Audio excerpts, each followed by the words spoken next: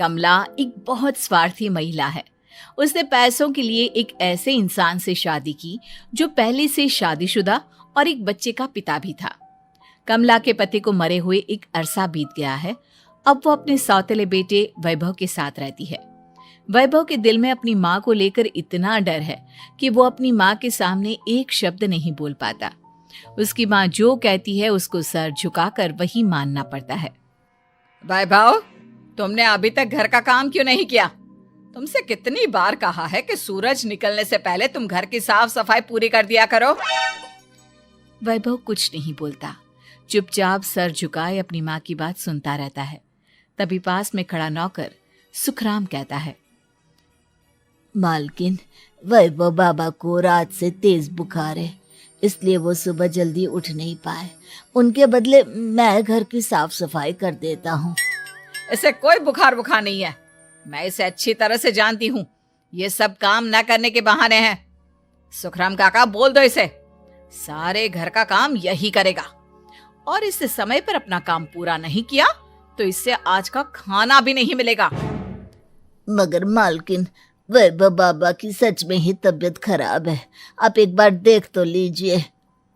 कमला बिना कुछ बोले वहां से चली गई और बेचारा वैभव तेज बुखार में भी काम करता रहा। कमला वैभव की शादी एक ऐसी लड़की से कराना चाहती थी जो अनपढ़ हो और कमला से इसी तरह डरे जिस तरह वैभव डरता है, ताकि वैभव की सारी जायदाद और धन दौलत उसकी मुट्ठी में रहे। लेकिन आज के जमाने में ऐसी लड़की मिलना मुश्किल है।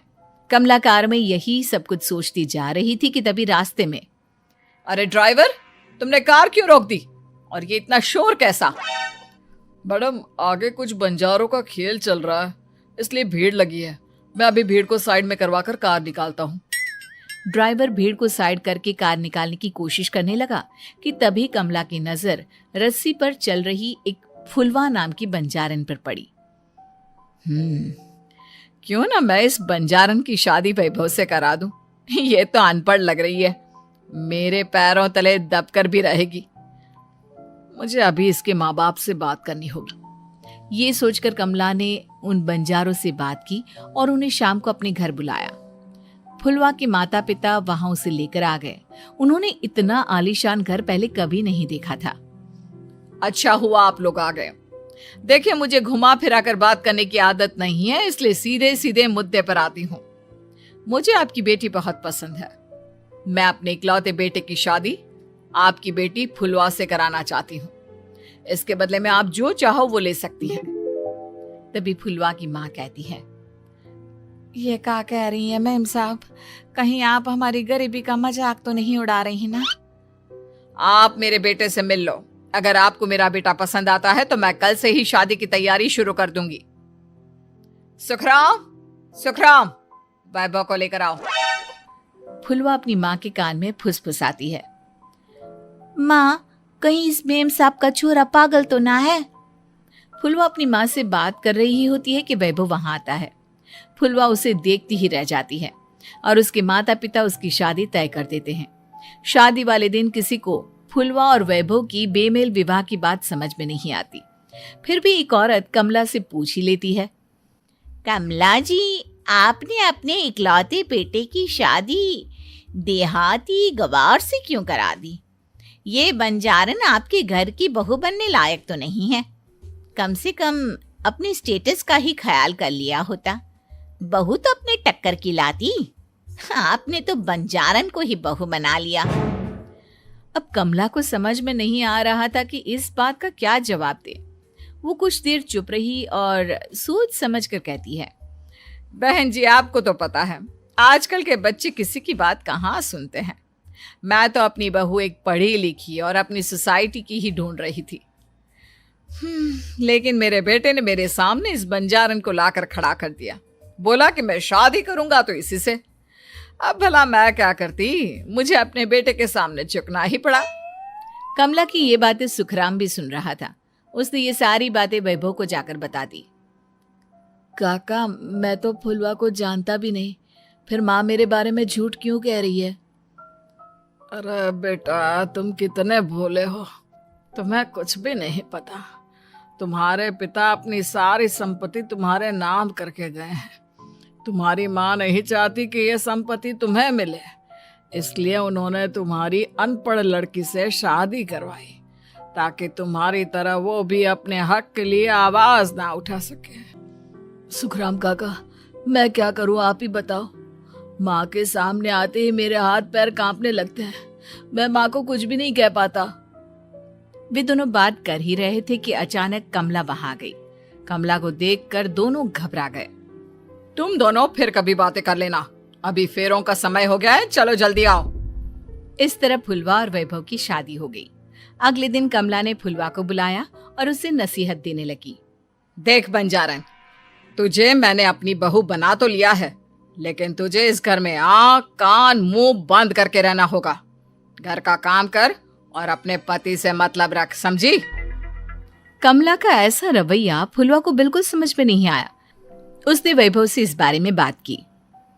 सुनिए ना, माँ जी ने जिस तरह मुझसे बात की मुझे अच्छा नहीं लगा। शादी से पहले तो वो मुझसे बहुत अच्छे से बात कर रही थी, लेकिन शादी के बाद उन्हें क्या हो गया? तुम ज्यादा मत सोचो, जैसा माँ कहती है वैसा ही करो। ये कहकर वैभव वहां से चला गया। अगले दिन वैभव को घर के नौकरों की तरह काम करता देख फुलवा को बहुत हैरानी हुई। फुलवा ने इस बारे में सुखराम काका से बात की तो सुखराम काका ने फुलवा को सारी बात बता दी।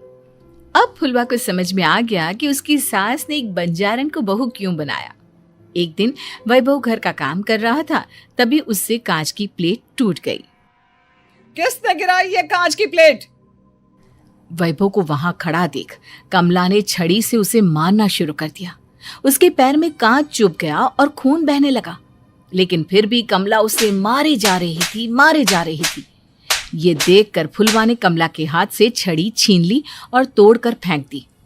बंजारन, तेरी इतनी हिम्मत, तूने मेरे हाथ से छड़ी छीनी? कमला फुलवा को थप्पड़ मारने ही वाली थी कि फुलवा उसका हाथ पकड़ लेती है। ओ सस माँ, मैंने मॉम की गुड़िया ना समझ लियो। बंजारन हो बंजारन, ईंट का जवाब पत्थर से देना जानती हूँ। आज के बाद मेरे या वैभव जी के ऊपर हाथ उठाने की सोचियो भी ना, समझी ससु माँ? ये कहकर फुलवा वैभव को लेकर वहां से चली गई। उसने वैभव के पैर पर पट्टी बांधी, उसके आंसू पोंछे। वैभव ने पहली बार किसी के दिल में अपने लिए इतना प्यार महसूस किया। अब फुलवा वैभव का हर काम में हाथ बटाती, उसका बहुत ख्याल रखती। इस तरह दोनों बहुत ज्यादा नजदीक आ गए। वहीं दूसरी ओर कमला सारी जायदाद अपने नाम करने की साजिश करने लगी। और एक दिन, वैभव, वैभव, जल्दी बाहर आओ। कमला की आवाज सुनकर वैभव और फुलवा अपने कमरे से बाहर आ गए। जी माँ, आपने बुलाया? ये ले, इन कागजों पर साइन कर दे। वैभव कागजों पर साइन करने ही वाला था कि फुलवा वैभव के हाथ से पेन छीनकर कहती है, ना वैभव जी, आप इस पर हस्ताक्षर नहीं करेंगे। आओ बंजारन, मैं तुझसे बात नहीं कर रही। ये बात मेरे और मेरे बेटे के बीच की है। चुपचाप पेन दे दे, नहीं तो तेरी खाल उधेड़ लूंगी। ससु माँ, बंजारन की खाल इतनी भी ढीली ना होवे कि कोई भी उधेड़ लेवे। जो यकीन ना आता हो तो देख ले उतार के। और हाँ, बंजारन जरूर हूँ पर अनपढ़ ना हूँ। मन्ने भी पता है कि किसी भी कागज पर साइन करने से पहले उसे अच्छी तरह पढ़ लेवे हैं। पेन देती है या नहीं? ये कहकर कमला फुलवा को मारने आई तो फुलवा ने कमला को धक्का दे दिया और वो नीचे गिर गई। कमला डरकर वहां से भाग गई। अब फुलवा ने वो कागज उठाए और वैभव के साथ सीधा वकील के पास चली गई। वकील ने वो कागज देखी और फुलवा को बताया, वैभव के पिता की सारी जायदाद और संपत्ति वैभव के नाम है, लेकिन वैभव की सौतेली माँ इस संपत्ति को अपने नाम कराना चाहती है, इसलिए इन कागजों पर वो साइन करा रही थी। तो अब हमें क्या करना चाहिए वकील साहब? वकील ने फुलवा और वैभव को सब कुछ अच्छी तरह से समझा दिया। अब दोनों घर पर पुलिस को लेकर पहुंचे। कमला पुलिस को देखकर घबरा गई। पुलिस ने कहा, आपके नाम की कंप्लेंट हुई है, आपको हमारे साथ थाने चलना होगा।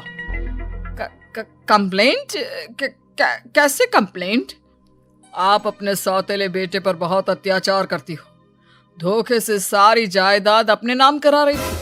अब नहीं इंस्पेक्टर साहब, जरूर ये मेरी बहू की कोई साजिश है, इसने गलत कंप्लेंट की है।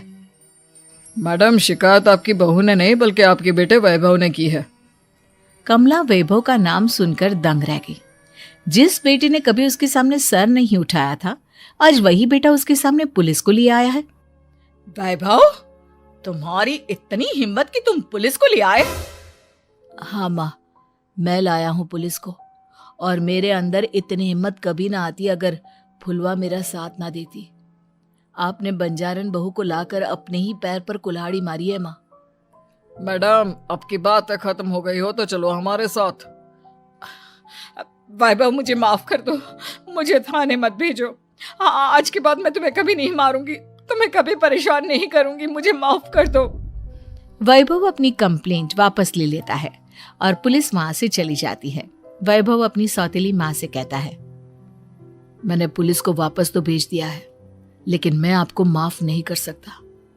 आपने बचपन से आज तक कभी मेरे सर पर हाथ नहीं रखा, हमेशा मुझे मारती रही, नौकरों की तरह बर्ताव करती रही। आप इस घर में नहीं रह सकती, चली जाइए यहां से। कमला घर छोड़कर चली गई और सड़क किनारे खड़ी होकर सोचने लगी, काश मैंने वैभव को माँ की तरह प्यार किया होता तो आज मैं इस तरह से बेसहारा ना हो जाती।